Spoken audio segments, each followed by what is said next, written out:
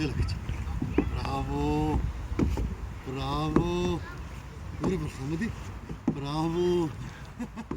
Yok, dur kızım. Bravo. Bakma burada yürüyeceğim. Ver beni doldurup savuruyorum. Biz de ma çekeceğiz mama. Ma çekeceğiz. Biz hadi. Hoppa. Orada ise kaçalım. Orada ise.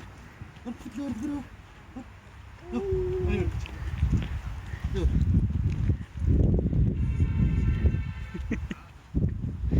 Dur kaçalım. Bravo.